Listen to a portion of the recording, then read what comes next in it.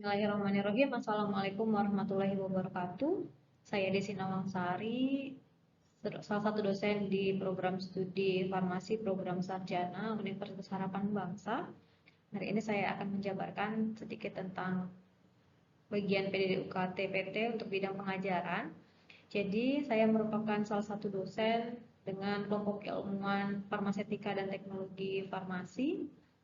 Adapun beberapa mata kuliah yang saya ampu antara lain adalah farmasetika, kemudian farmasi fisika, biofarmasetika, formulasi dan teknologi sediaan solida, formulasi dan teknologi sediaan steril, kemudian sediaan semi solid dan liquid, kemudian kosmetikologi, dan juga farmasi industri.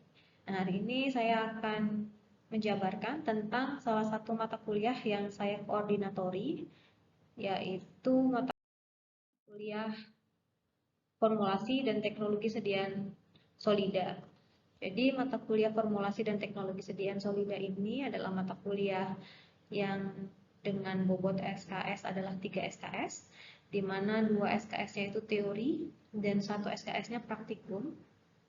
Dan juga untuk mata kuliah ini ada di semester ganjil, yaitu kami berikan di semester 5. Harapannya ketika diampu di semester 5 ini, maka mahasiswa sudah mendapatkan materi-materi dasar mengenai farmasetika, kemudian farmasi fisika, serta biofarmasetika. Untuk deskripsi dari mata kuliah formulasi dan teknologi sediaan solida ini adalah mata kuliah yang sebenarnya mempelajari tentang sediaan solida, bisa berupa metode pembuatannya, kemudian bagaimana cara formulasi, dan juga cara mengontrol kualitas dari sediaan solida tersebut. Kemudian bagaimana teknik dalam penyalutan tablet, kemudian bagaimana teori tentang disolusi tablet, dan juga metode untuk optimasi sediaan tablet dengan menggunakan experimental design. Jadi harapannya ketika sudah menempuh mata kuliah ini, mahasiswa memiliki gambaran tentang produk-produk sediaan solida, bagaimana cara merancangnya, kemudian bagaimana cara produksi, serta bagaimana cara melakukan evaluasinya. Adapun capaian pembelajaran dari mata kuliah formulasi dan teknologi sediaan solida, yaitu mahasiswa mampu untuk mendesain produk sediaan solida dengan menyusun formula berdasarkan studi preformulasi dan mempraktekkan pembuatan serta melakukan evaluasi terhadap sediaan solida. Karena ini merupakan mata kuliah dengan bobot 2 teori dan 1 praktikum, maka capaian akhir dari mata kuliah ini mahasiswa diharapkan mampu mempraktekkan bagaimana cara pembuatan sediaan solida dan melakukan evaluasi terhadap produk yang dihasilkan. Tentu saja untuk bisa melakukan hal tersebut, kita mulai dengan teori bagaimana cara pemilihan bahan aktif, kemudian bagaimana cara pemilihan eksipien, kemudian bagaimana kita menyusun formula yang sesuai dengan bahan aktif, kemudian bagaimana metode pembuatannya, bagaimana cara pembuatannya, sampai dengan evaluasi yang diperlukan terhadap produk yang sudah jadi.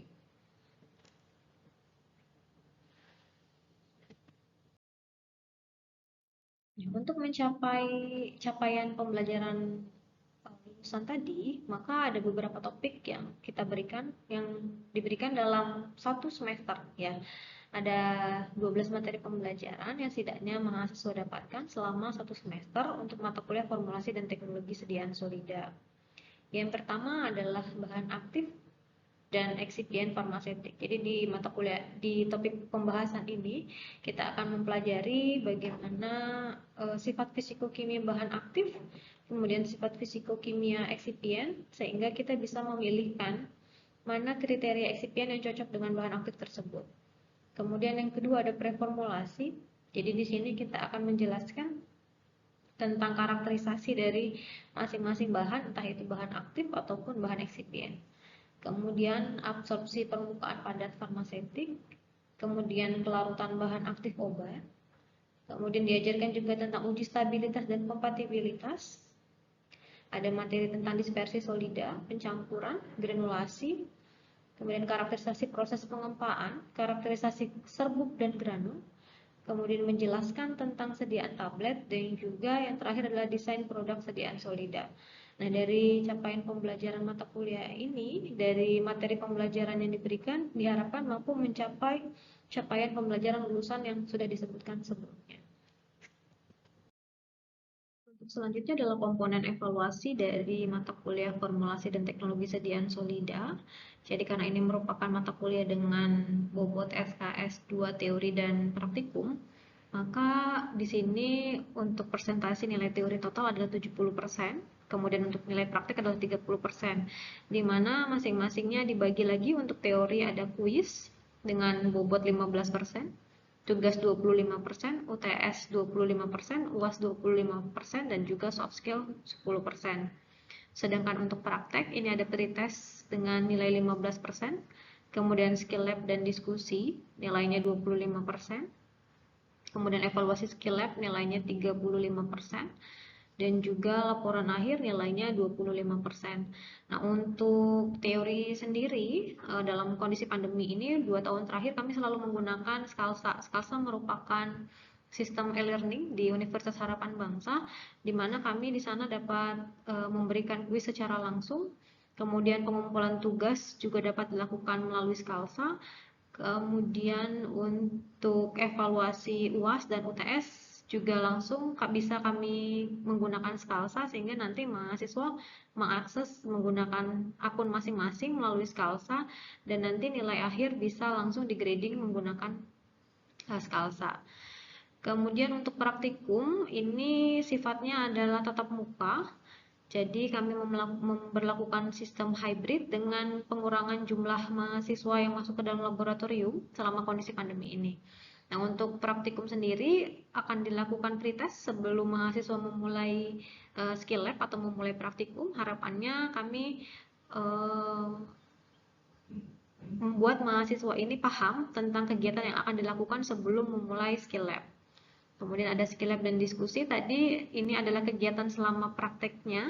Kemudian evaluasi skill lab ini adalah responsi. Jadi setelah kegiatan skill lab dilakukan, nanti hasil akhirnya adalah responsi. Responsi ini dilakukan dengan memberikan soal, pertanyaan, berupa pertanyaan multiple choice ataupun pertanyaan esai dan isian singkat, sehingga nanti mahasiswa bisa mengerjakan untuk nilai akhir evaluasi skill lab atau responsi. Sedangkan untuk laporan praktikum ini harus dibuat dan dikerjakan sebelum memulai praktikum selanjutnya. Komponennya adalah 25%. Nah, untuk komponen evaluasi ini sebenarnya di awal perkuliahan atau di kontrak perkuliahan sudah sepengetahuan mahasiswa, artinya sudah ada kesepakatan antara koordinator mata kuliah dengan mahasiswa yang bersangkutan.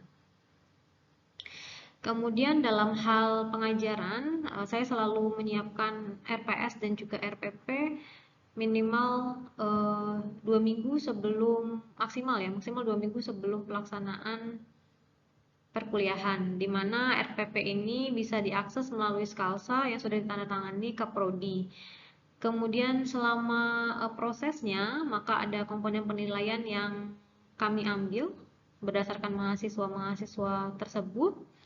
Kemudian nanti untuk evaluasinya dapat berupa UTS ataupun UAS dan juga nilai responsi dari mahasiswa.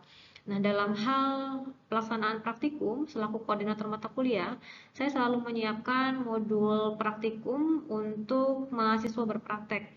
Jadi modul praktikum ini memberikan gambaran tentang kegiatan yang akan dilakukan selama kegiatan laboratorium, mulai dari bahan dan alat yang harus disiapkan, kemudian materi yang akan diajarkan, serta evaluasi-evaluasi yang dilakukan mahasiswa saat berada di laboratorium. Berikut ini adalah contoh tampilan dari Skalsa untuk mata kuliah FTS Solida atau formulasi teknologi dan sediaan solida. Jadi memang Skalsa ini kami desain sebelum memulai, artinya kami masukkan komponen-komponen sebelum diadakan perkuliahan. Jadi di Skalsa ini kami memasukkan visi misi dari UHB, kemudian visi misi FKes, dan juga visi misi dari prodi farmasi. Nah, di Skalsa ini kami juga bisa meletakkan begitu ya, atau memasukkan RPP yang bisa diakses mahasiswa kapan saja dan di mana saja. Kemudian video-video pembelajaran juga bisa diakses berulang melalui halaman Skalsa.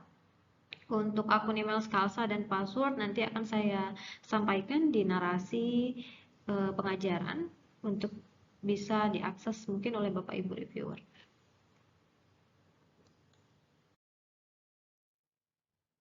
Yang selanjutnya adalah rekaman video micro teaching. Jadi ini saya melakukan tatap muka dalam kelas kecil begitu untuk topik mata kuliah formulasi dan teknologi sediaan solida dengan bahan ajar sifat fisik dari tablet. Silahkan untuk menyaksikan. Bismillahirrahmanirrahim. Assalamualaikum warahmatullahi wabarakatuh. Waalaikumsalam warahmatullahi wabarakatuh. Apa kabar semuanya? Sehat ya. Oke, hari ini kita akan membicarakan topik mengenai evaluasi sifat fisik dari sediaan tablet. Sebagai pengantar, kita overview dulu materi minggu lalu. Minggu lalu kita sudah berbicara tentang berbagai jenis sediaan tablet. Ada yang masih ingat jenis sediaan tablet? Silakan tablet. Oke, Mas Hazim, silakan. Ada tablet Closentrus. Tablet Closentrus, terus apa lagi? Tablet buka. Tablet buka. Tablet sublingual. Tablet sublingual. Effervescent. Effervescent. Oke, cukup sudah 4. Ada lagi yang bisa membantu menyebutkan jenis-jenis tablet? Mbak Wisela mungkin? Tablet hisap. Apa lagi? Tablet konvensional. Mas Febri, tablet konvensional itu seperti apa ya? Yang langsung diminum.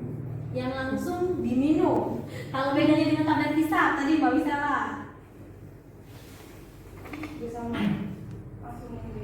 Kalau konvensional tuh kayak yang beredar di Pasaran. Oke, kalau yang tablet hisap yang beredar di pasaran apa contohnya?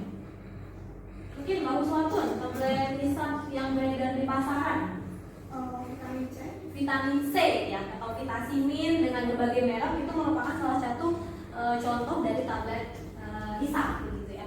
Nah, ketika kita mendesain suatu obat begitu ya, dan kita memproduksinya, maka untuk meyakinkan bahwa obat kita itu layak dipasarkan, maka kita membutuhkan setidaknya ada 6 evaluasi terhadap sediaan yang sudah dibuat. Kita lihat apa saja.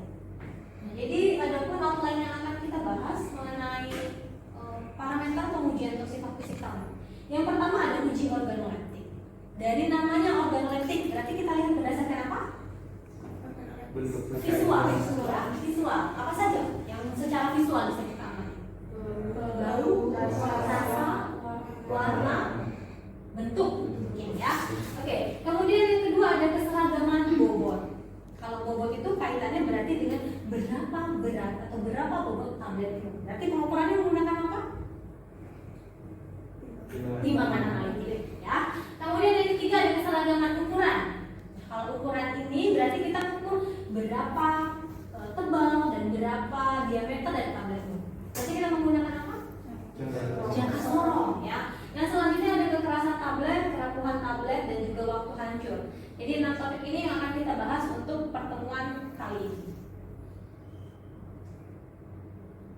Oke, jadi ada pun tujuan pembelajaran hari ini ada 2. Yang pertama, mahasiswa mampu mengetahui jenis macam-macam evaluasi sifat fisik tablet. Kemudian yang kedua, mahasiswa mampu menghitung dan menentukan evaluasi sifat fisik tablet berdasarkan farmakope. Parameternya adalah farmakope Indonesia. Yang pertama ada uji keseragaman ukuran. Di slide bisa dilihat ya gambar dari jangka sorong. Untuk pengujiannya satu batch tablet yang sudah jadi kita ambil 20 tablet secara acak begitu ya. Kemudian kita ukur diameter. Kalau diameter itu berarti dari sisi kiri ke sisi kanan tablet begitu ya. Kemudian setelah kita mengukur diameternya, kita juga harus mengukur ketebalannya. Jadi kalau teman-teman perhatikan, tablet yang ada di pasaran itu bentuknya selalu memiliki bentuk yang simetris ya. Artinya dia tidak terlalu tipis dan tidak terlalu tebal. Dia berbanding baik di antara tebal dan diameternya. Ya.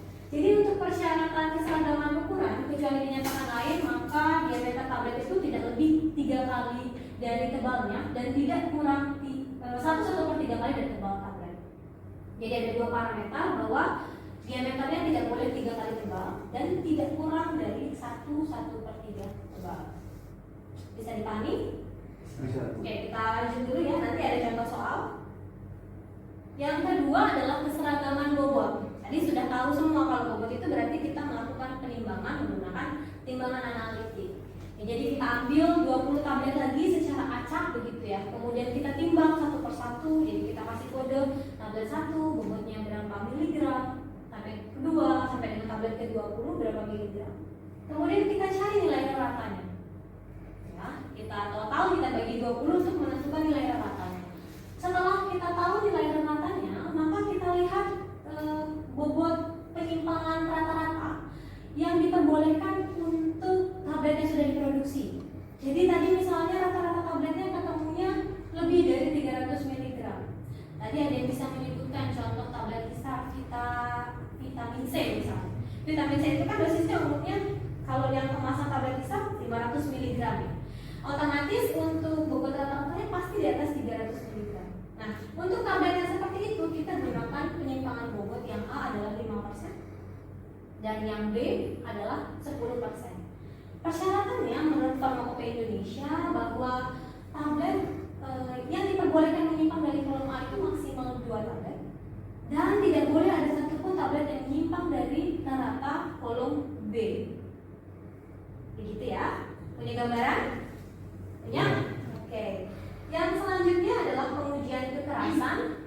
Jadi kekerasan tablet ini untuk mengukur seberapa keras tablet yang kita produksi, kaitannya nanti dengan distribusi, kemudian kaitannya juga nanti bagaimana tablet itu lepas di dalam saluran pencernaan. Oke, yang selanjutnya adalah yang pengujian yang dilakukan adalah kekerasan tablet. Alat yang kita gunakan hardness dan tester.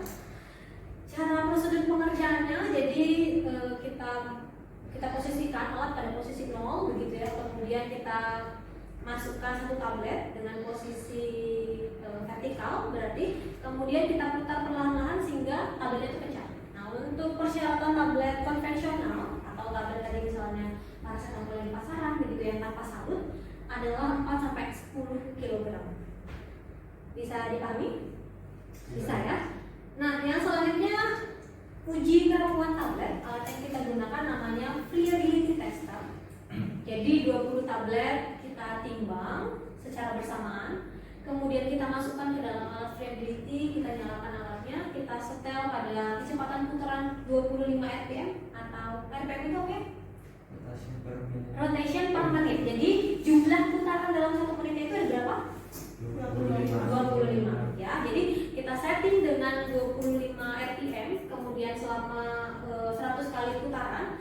Setelah 100 kali putaran itu kita keluarkan, terus divakum untuk membebas debukan dari sisa-sisanya. Kemudian kita timbang lagi. Nah, selisih tablet yang hilang itu tidak boleh lebih dari 1%. Kalau dia lebih dari 1% berarti dikatakan tabletnya rapuh. Artinya produk yang kalian hasilkan tidak memenuhi standar untuk kerapuhan tablet. Ujian selanjutnya adalah waktu hancur. Alat yang kita gunakan disintegration tester. Di dalam alat ini ada 6 lubang, di mana masing-masing lubang itu kita masukkan satu persatu tablet yang sudah diproduksi. Suhu alat kita setting di suhu tubuh. Ada yang tahu suhu tubuh itu berapa? 37. Oke, 37 derajat Celcius ya. Jadi kita setting di suhu tubuh. Jadi alat kita nyalakan, setting medianya di 37 derajat Celcius karena mengikuti suhu tubuh. Kemudian nanti alat akan naik dan turun begitu ya. Nah, waktu hancur ini menyatakan berapa lama yang dibutuhkan untuk tablet itu tidak ada lagi di dalam tabung tadi. Kita catatlah nilainya sebagai nilai waktu hancur. Persyaratan untuk tablet konvensional adalah kurang dari 15 menit. Tentu saja kalau untuk tablet yang bersalut, yang itu jumlah waktu yang dibutuhkan untuk hancurnya lebih lama. Kenapa lebih lama, Mas Febri? Karena ada bahan penyalutnya, ada filmnya, ada coating filmnya di sana, sehingga untuk melarutkan coating filmnya butuh waktu juga. Oke? Nah, itu tadi untuk beberapa parameter yang kita uji terkait dengan evaluasi sifat fisik tablet. Selanjutnya ada latihan soal. Ya, nanti latihan soal ini silahkan dikerjakan di salsa, begitu ya, untuk melihat seberapa paham Anda mengenai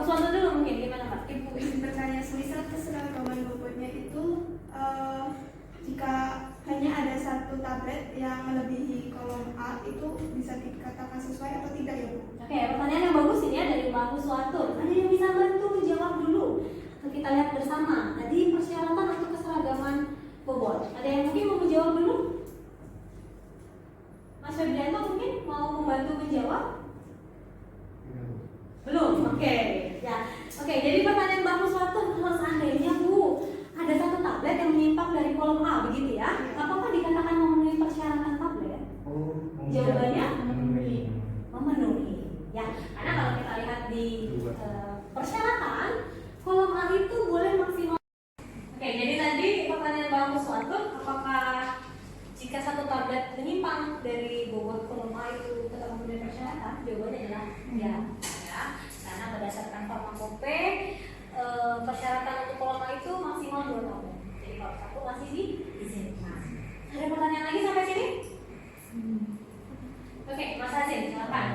Untuk pengujian hardness tester itu kan diuji sampai tabletnya hancur Ya. pecah. Jika saya menguji tabletnya itu sudah retak, apakah pengujiannya dilanjutkan atau cukup sampai situ saja? Oke, pertanyaan yang bagus ya. Jadi ketika kita menguji hardness dan tester itu melihat kekerasan tablet.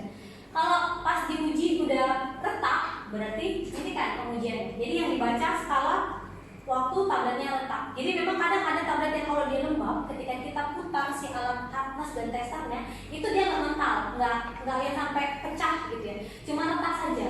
Itu kemungkinan bisa terjadi mungkin ya, pada saat kondisi tabletnya itu lembab. Jadi dia tidak membentuk atau tidak menyebabkan tabletnya pecah, hanya terbentuk retakan. Kalau sudah terbentuk retakan, maka baca skala itu menjadi skala untuk kekerasan tablet. Ada pertanyaan lagi sampai sini? Belum? Oke, kalau belum saya simpulkan materi untuk hari ini bahwa setidaknya ada 6 pengujian yang dilakukan untuk evaluasi sifat fisik tablet. Yang pertama tadi ada organoleptik, kemudian keseragaman bobot, keseragaman ukuran, kemudian waktu hancur, dan juga kekerasan tablet ya. Nah, nanti untuk tugasnya silahkan dikerjakan, kemudian dibuat di kertas HVS gitu ya, ditulis tangan dan dikumpulkan melalui halaman skala. Kemudian untuk minggu depan kita akan mempelajari mengenai uji disolusi. Ya, jadi silahkan pelajari dulu di rumah mengenai teori-teori tentang pengujian disolusi. Maka minggu depan topik yang kita bahas adalah uji disolusi. Sudah cukup jelas sampai sini? Sudah ya, mungkin saya cukupkan untuk hari ini. Terima kasih, semoga kita sehat selalu. Wabillahi